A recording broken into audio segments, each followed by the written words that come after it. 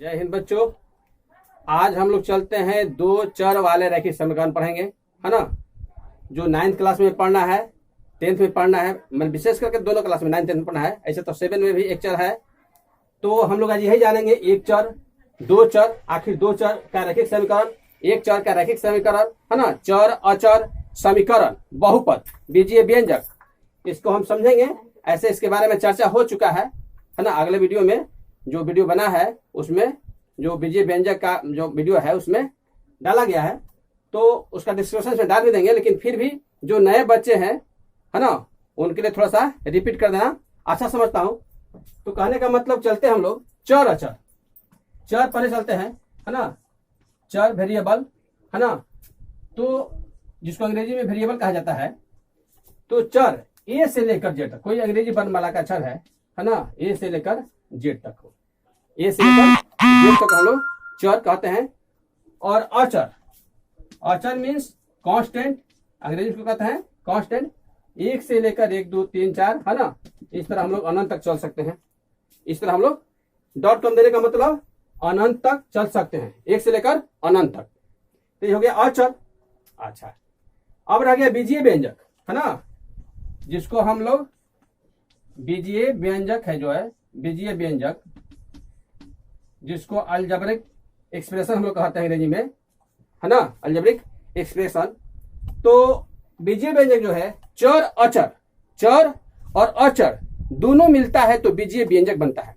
जिस तरह हम लोग देख लेते हैं, जैसे मान लीजिए 4a है, इसमें दोनों है, चर भी है अचर भी है, तो दोनों मिलकर बना बीजीय व्यंजक। अच्छा, और बड़ा बन सकता है। बीजीय व्यंजक का पद कुछ भी हो सकता है, घात भी कुछ हो सकता है, पद भी कुछ हो सकता है। पद क्या कहलाता है, तो पद भी बता देते हैं थोड़ा बहुत। ऐसे पद उसमें बताया गया, एक पद, द्विपद, त्रिपद, है ना। और घात भी बताया गया है, उसमें विस्तार से बताया गया है। तो थोड़ा सा इधर रिपीट कर देना है। तो मान लीजिए इस तरह रहेगा 2x² प्लस इस तरह, तो इसमें क पद है, ये तो एक पद है, तो एक पदी व्यंजक हो जाएगा। 1 2, इसमें 3 पद है तो त्रिपदी हो जाएगा, मतलब 3 पद है ना। तो ये देखिए इस तरफ में है। अच्छा, और भी हो सकता है, जैसे मान लीजिए 2x³ प्लस 4x, है ना, इसको रूट में भी दे सकता है इस तरह, है ना, प्लस इस तरह, ये भी 3 पद है ना। अपनी 4 पद ले जाए, चारों पद हो सकता है, 5 पद भी हो सकता है, 6 पद भी हो सकता है नहीं। बीजीय व्यंजक में घात कुछ भी हो सकता है और पद भी अनेक हो सकते हैं, है ना।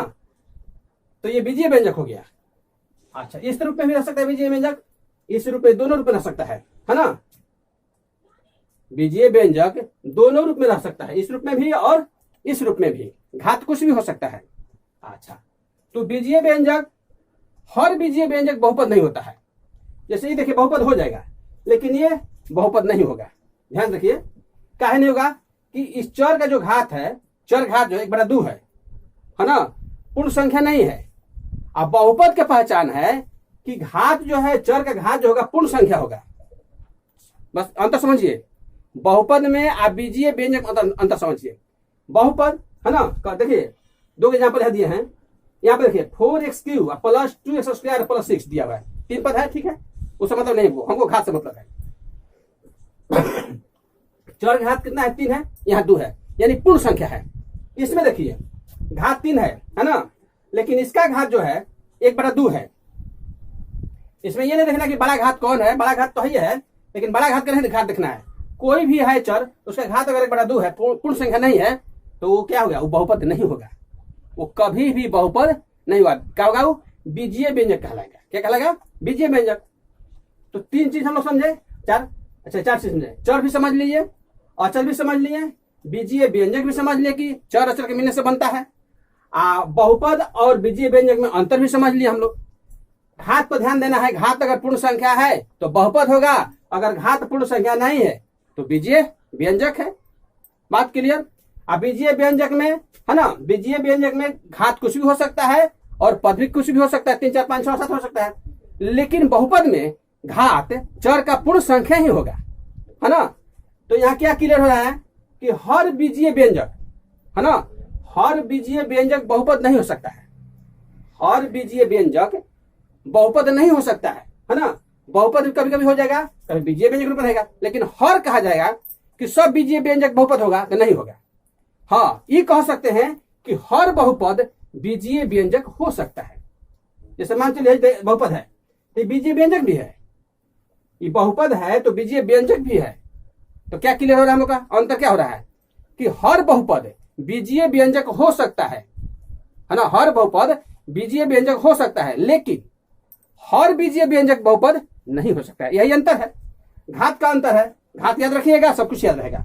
घात याद रहेगा, बहुपद में पूर्ण घात होता है ना, पूर्ण संख्या होता है, और बीजीय व्यंजक पूर्ण घात हो भी सकता है, नहीं भी हो सकता है। तो यही पहचान है ना, बीजीय व्यंजक का और बहुपद का। एक पद दुपद तो है, घात, एक त्रिघात, एक है ना द्विघात। तो ये हो गया। अच्छा, अब चलिए हम इससे आगे चलते हैं हम लोग। अब आता है एक चर, है ना, एक चर, दो चर। तो एक चर में क्या होता है, तो ये सब एक चर वाला है। देखिए ये जो है सब एक चर है। क्या कहते हैं? एक चर, जो एक चर है, चर जो है एक से है, चर जो है एक से है ना, ये सब एक चर का है, लेकिन समीकरण नहीं है। एक चर का बीजीय व्यंजक है, सब एक चर का बीजीय व्यंजक है। लेकिन कभी कभी पूछता है एक चर का रैखिक समीकरण, एक चर का रैखिक समीकरण। तो देखते हैं एक चर का रैखिक समीकरण लिख लीजिए। ये तो क्लियर हो गया, चर अचर बीजीय व्यंजक बहुपद हो गया। अच्छा, तो यही थोड़ा सा बताना था नए बच्चों के लिए। जो पुराने हैं वो तो ठीक है, पुराने हैं वो तो मैंने पढ़ ही रहे हैं, देख रहे हैं, समझ रहे हैं, लेकिन जो नए बच्चे हैं उनके लिए थोड़ा सा रिपीट करना। अच्छा, समझा? अच्छा, देखिए आता है फिर एक चर, है ना, ये लिखता है एक चर का रैखिक समीकरण, एक चर का रैखिक समीकरण। हाँ, रैखिक का लिखता है तो आगे बताया भी गया है, फिर भी समझ लीजिए। एक चर का रैखिक समीकरण, समीकरण क्यों लिखता है, समीकरण कैसे पहचानेंगे? आता है ऑब्जेक्टिव सवाल, है ना, ऑब्जेक्टिव सवाल आता है कि समीकरण है कि नहीं है, एक चर का रैखिक समीकरण है कि नहीं है। तो देखिए ये लिखा हुआ है 3x, है ना, 3x - 4 = 0, इस रूप में रहेगा, है ना। तो ये क्या है, एक चर का रैखिक समीकरण है। एक चर का क्या है, तो चर जो है x है, मैंने चर जो है x है, घात इसका क्या है, 1 है। रैखिक मतलब घात 1। रैखिक जहां कह दिया तो समझिए कि चर का घात 1 होना चाहिए, 2 कह दिया तो द्विघात हो जाएगा, है ना। लेकिन रैखिक कह रहा है तो ये समीकरण हो गया। और देखिए इसके बीच में क्या होता है, बराबर चिन्ह होता है। LHS RHS भी कह सकते हैं, दाया पक्ष बाया पक्ष इसमें रहता है, और बीच में बराबर चिन्ह रहता है, तो वही कहलाता है रैखिक समीकरण, है ना। एक चर का रैखिक समीकरण जिसमें चर एक हो और चर का घात 1 हो और बीच में बराबर का चिन्ह हो, तो ये एक चर का रैखिक समीकरण है। क्लियर हुआ? अच्छा, दो चर का, अब कहता है दो चर का रैखिक समीकरण, दो चर का रैखिक समीकरण। तो 9 10 दोनों पढ़ना है। दो चर का रैखिक समीकरण, है ना, दो चर का रैखिक समीकरण, इसको इस तरह समझिए, है ना, दो चर का रैखिक समीकरण। तो दो चर का रैखिक समीकरण तो ऐसा समीकरण जिसमें चर दो हो और बीच में बराबर चिन्ह हो, घात चर का 1 हो। जैसे मान चलिए यहां पर लिख देते हैं 10x + 8y, है ना, बराबर 3 लिख सकते हैं, कुछ भी 3 लिख से कुछ लिखे, है ना। तो यहां देखिए चर क्या है, दुगो है, एगो x एगो y है, चर दुग है, घात क्या है, घात 1 है, और बीच में बराबर चिन्ह है, बीच में बराबर चिन्ह है। तो ऐसा समीकरण जिसमें चर 2 हो, अगर मान लिया पूछता है कि दो चर वाले रैखिक समीकरण किसे कहते हैं, तो वैसा समीकरण जिसमें चर 2 हो और चर का घात 1 हो और बीच में बराबर का चिन्ह हो, तो वैसे समीकरण को हम दो चर वाले रैखिक समीकरण कहेंगे। क्लियर? वैसे समीकरण को दो चर वाले रैखिक समीकरण हम कहेंगे, है ना। इसका व्यापक रूप भी ये होता है ना, व्यापक रूप ax + by + c = 0, ये व्यापक रूप है ना इसका, है ना। माने ये जो है दो चर का रैखिक समीकरण, इसका व्यापक है जहां ABC क्या है, ABC कोई वास्तविक संख्या है, ABC एक्स वाई जो है चर है कोई। तो कहने का मतलब इस तरह हम लोग एक चर का रैखिक समीकरण, दो चर का रैखिक समीकरण हम लोग समझे, चर भी समझे, अचर भी समझे, है ना, बीजीय व्यंजक भी समझे, बहुपद भी समझे। क्लियर हुआ? समीकरण भी समझ गए। समीकरण मतलब बीच में बराबर का चिन्ह होना चाहिए, तभी हम उसको समीकरण कहेंगे। अगर बीच में बराबर चिन्ह नहीं हट जाएगा तो इसको हम समीकरण नहीं कहेंगे, क्या कहेंगे? बीजीय व्यंजक कहेंगे, है ना। लेकिन इसमें देखिए तब कहने के बाद इस रूप में रहेगा तो ये बीजीय व्यंजक मान लीजिए इसमें हट जाएगा ही, है ना। मान लीजिए कि बराबर हट जाए, यहाँ मान लीजिए ये बराबर हट जाए, क्या कहेंगे इसको? इसको क्या कहेंगे? यहाँ बराबर चिन्ह नहीं है तो ये समीकरण नहीं कहलाएगा, ये बीजीय व्यंजक कहलाएगा, है ना। या बहुपद कह सकते हैं इसको, बहुपद भी है, घातिक है, पूर्ण संख्या है। तो कहने का मतलब किस तरह रहेगा? आज जैसे ही बराबर का चिन्ह हो गया और कुछ लिखा गया इधर तो क्या हो गया? समीकरण हो गया। क्या हो जाएगा? समीकरण हो जाएगा। ठीक है, इतना हम लोग समझे। चारों चीज हमको लगता है कि आप लोग समझ गए होंगे, चर, अचर, है ना, बीजीय व्यंजक, बहुपद, समीकरण। दो चर भी समझ गए, एक चर भी समझ गए, काहे नाम पड़ा है, दो चर का समीकरण, और एक चर काहे कहलाता है, दो, सब क्लियर हो गया। अच्छा, अब आते हैं तो हम लोग 9th 10th में पढ़े दो चर के रैखिक समीकरण से जुग पढ़ना है, जोड़ा जो होता है, जो समीकरण दिया रहता है इस रूप में, है ना। हम लोग देखे सब। तो अब देखिए आप लोग को मैथ बनाने के मिलेगा, इसमें मिलता है दो चर रैखिक समीकरण का जुग्म, है ना। दो चर वाले रैखिक समीकरण का जुग्म। तो जुग्म का मतलब क्या होता है? जुग्म मतलब जोड़ा, जोड़ा मतलब दो को दिया रहेगा समीकरण। कौन समीकरण? दो को समीकरण इस रूप में दिया रहेगा, है ना। मान लीजिए 4x + 3y बराबर ई, है ना। यहाँ दे रहेगा 5x + 7y बराबर 6। तो इस तरह दिया रहता है। तो ये पढ़ना है हम लोग को, है ना। 10th में पढ़ना है, 9th में पढ़ना है, दो चर का, है ना, दो चर वाले रैखिक समीकरण का जुग्म। तो इसमें हल करना होता है ना। तो दो चर वाले रैखिक समीकरण का मान हम हल निरूपण दो विधि से करते हैं।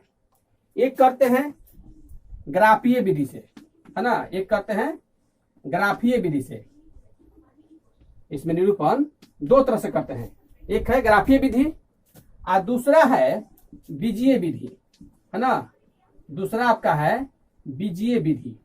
दो विधि से हम इसमें करते हैं। दोनों विधि को हम लोग विस्तार से पढ़ेंगे, है ना, कि किस रूप में रहेगा तो हल होगा, किस रूप में रहेगा तो अनेक हल होगा, किस रूप में रहेगा तो एक भी हल नहीं होगा, है ना। तो ग्राफीय विधि में ही पढ़ना है। ग्राफीय विधि में आपको क्या करना पड़ेगा? समीकरण लेके x y का मान निकालना पड़ेगा, है ना। मान निकालना पड़ेगा, मान निकालने के बाद फिर उसका, है ना, सारणी बना के देखा जाएगा कहाँ मिल रहा है कहाँ नहीं मिल रहा है। उसमें बार बार मान रखना, कम से कम 2-3 बार मान रखना पड़ता है, थोड़ा सा बताते हैं, है ना। और बीजीय विधि में भी 3 विधि होता है, प्रतिलोपन विधि, प्रतिस्थापन विधि, वर्गगुणन विधि। तो ये सब हम लोग पढ़ेंगे। तो दो विधि से इसका निरूपण किया जाता है, x y का मान निकाला जाता है। तो किस रूप में रहेगा किस रूप में नहीं रहेगा वो फार्मूला का भी हम चर्चा करेंगे। a1/a2 बराबर नहीं b1/b2, है ना। तो ये दोनों चर्चा हम लोग करेंगे। अभी हम लोग इतना ही समझेंगे कि ये दो विधि है, ग्राफीय विधि और बीजीय विधि। ये हम सब चर्चा भी समझे, सबको समझे तो इसको अच्छा से पढ़िएगा। अगर इतना समझ जाइएगा तो फिर मैथ बनाने में कोई दिक्कत नहीं होगा। तो इस विधि का, दोनों विधि की चर्चा हम बाद में अगले वीडियो में करेंगे। आज हम इतना ही। अच्छा, जय हिंद, जय भारत।